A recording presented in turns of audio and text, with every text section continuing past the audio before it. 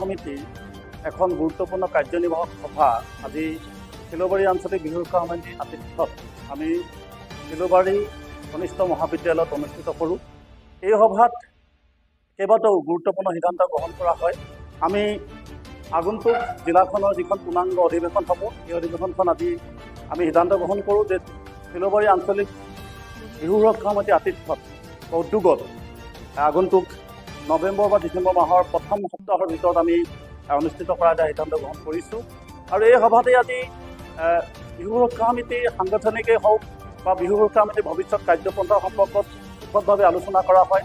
আমাৰ কেন্দ্ৰীয় সমিতিৰ কেইবাগৰাকীও বিষয়ববীয়া আজি আমাৰ কাৰ্যনিৰ্বাহক সভাত তেখেতলোকে উপস্থিত থাকি অবজাৰ্ভাৰ হিচাপে তেখেতলোকে কাম কৰিছে।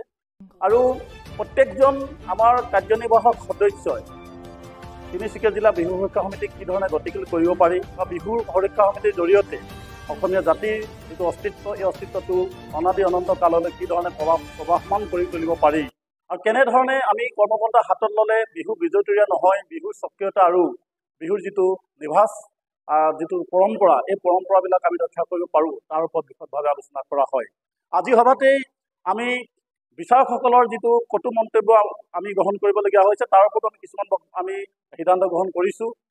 বিহু বিচাৰকসকলক আমি যদি ভাল ধৰণে প্ৰশিক্ষণৰ ব্যৱস্থা কৰি জিলাখনৰ বিহু বিচাৰকসকলক একগোট কৰি আমি সহমতত উপনীত হ'ব পাৰোঁ, তেনেহ'লে আমি আশা ৰাখিছোঁ যে আমি আগন্তুক দিনত বিহু ৰক্ষা সমিতিয়ে এই বিচাৰকৰ পৰা যিখিনি গ্লানি আমি ল'বলগীয়া হৈছে, এইবিলাকৰ পৰা আমি আঁতৰত থাকিব পাৰিম। আৰু আজি যিখন সভা হ'ল, এই সভাখনত ইয়াত যিসমূহ আমাৰ কাৰ্যনিৰ্বাহক সদস্য আছিলে, তেখেতলোকে আঞ্চলিকসমূহৰ কথাও ইয়াত উপস্থাপন কৰিছে, কি ধৰণে আমাৰ আঞ্চলিকসমূহ চলি আছে বা কি ধৰণে আমি সমস্যাৰ সন্মুখীন হৈছোঁ বা কোনবিলাক আমাৰ আঞ্চলিক সমিতি এতিয়াও দুৰ্বল হৈ আছে, কেনেধৰণে আমি তেখেতলোকক সবল কৰিব পৰা যায়, তাৰ বিষয়ে আলোচনা হৈছে। গতিকে আমি ভাবোঁ আজি যিখন কাৰ্যনিৰ্বাহক সভা, এই কাৰ্যনিৰ্বাহক সভাখনে খুব গুৰুত্বপূৰ্ণ কাৰ্যনিৰ্বাহক সভা অনুষ্ঠিত হৈ গ'ল। আৰু আশা ৰাখিছোঁ অনাগত দিনবিলাকত তিনিচুকীয়া জিলা বিহু ৰক্ষা সমিতিয়ে সমগ্ৰ অসমৰ ভিতৰতে এক সুকীয়া স্থানত অটুট ৰাখক বা এক সুকীয়া স্থান পাবলৈ সক্ষম হওক, তাকে আমি কামনা কৰিছোঁ।